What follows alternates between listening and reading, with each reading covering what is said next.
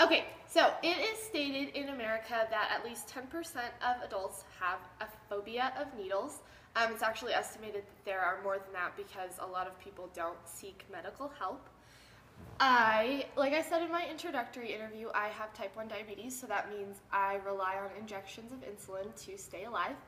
Today I will be demonstrating how to check my blood sugar, how to correct if it is over what it should be, and how to inject a shot. So if you severely have a fear of needles, please turn my video off because I don't want anyone passing out. I will not be injecting on me though, that's what my orange is for. Okay, so I have my meter here. This is the part that the strip is going to plug into. The strips can only be used once, and then they have blood on them, so they are considered dirty and can't be reused. So I'm going to plug it in and wait for it so it's ready for my blood. The lancet is what you use to poke your finger. It doesn't actually show the needle. See, you can't see it popping. You have to pull it back to trigger it. When you check your blood sugar, you want to use the sides of your fingers, never the pad. The pad has a lot of nerve endings in it, so if you're constantly poking the pad of your fingers, you'll destroy your nerves and then you won't have any feeling. So you're going to push it up against the side of your finger, push down, and squeeze it until the blood flows. If you have poor circulation, you should wash your hands before you check it, otherwise no blood will flow, or you can tilt your hand downward and squeeze. You want to make sure that you get enough blood to fill this part of the strip completely, otherwise it'll error out and you'll have to start all over and prick your finger all over again. So you're going to slide it onto there, it's going to fill it, and then it's thinking. Did it pull up a... Okay, so my blood sugar is 233 right now. Based on my height, body type, and age, my doctors recommend that my blood sugar should fall between 80 and 150. So I am a little bit high. I actually just had lunch. I use a sliding scale to correct that. So for every 50 units I'm over 150, I take 1 unit of insulin. So because I am 230 and I would round that up towards 250 instead of down to 200, I would be taking 2 units of correction. So 150 plus 50 is 200, plus 50 more is 250, so that'd be 2 units of correction. And then for dosing for what you're going to eat, I do something which is called carb counting. So say I am eating a maximum of 50 carbs for my meal.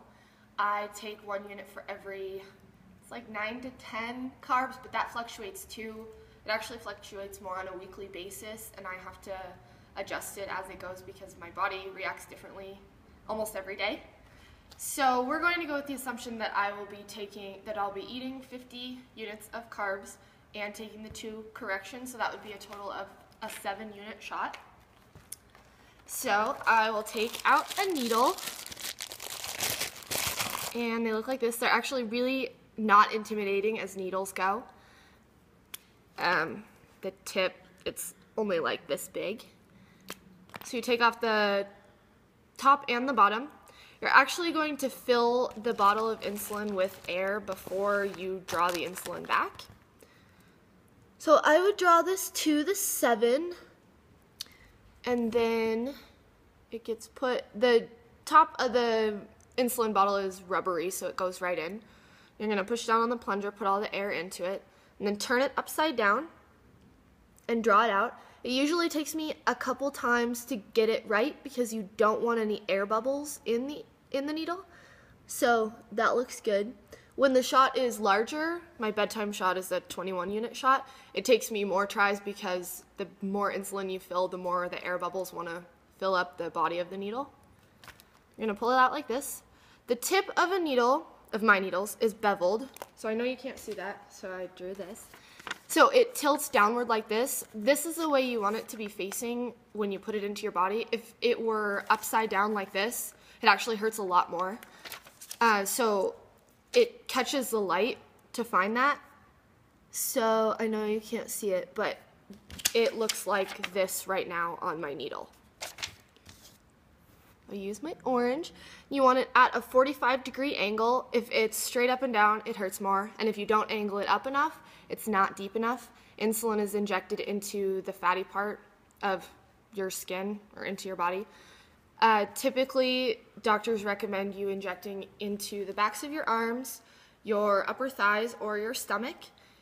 I use my thighs when I take my bedtime shot, and my stomach typically when I eat. It's really hard for me to get a good angle on my arms to take a shot, and it hurts more because I don't have as much fat back there.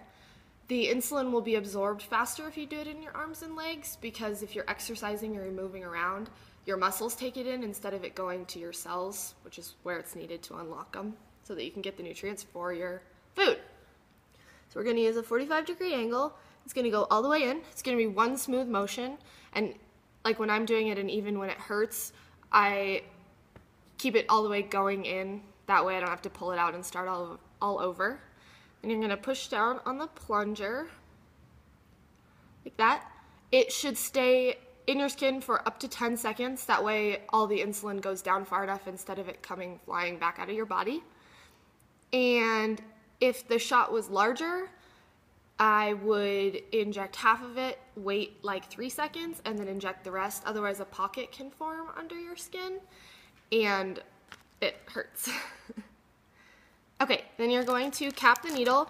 I always cap them even though they get discarded because I don't want to poke myself when I'm getting rid of them. I don't have a sharps container here, but needles are considered a biohazard.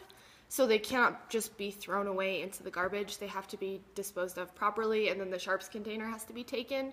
That way, you know, if you're carrying diseases or it's just not sanitary to have them exposed so that they poke other people. So after that, you would eat. I typically take my shot 15 minutes before I eat because insulin has a lag period of up to 3 hours before it goes completely through your system. So the earlier you get it into your body, the faster it'll work, and that way your body isn't flying up and down and adjusting and it's spiking and then coming back down, because we want to try to stay level. Then you're going to clean this up, and I will show you my audience one more time. Thank you.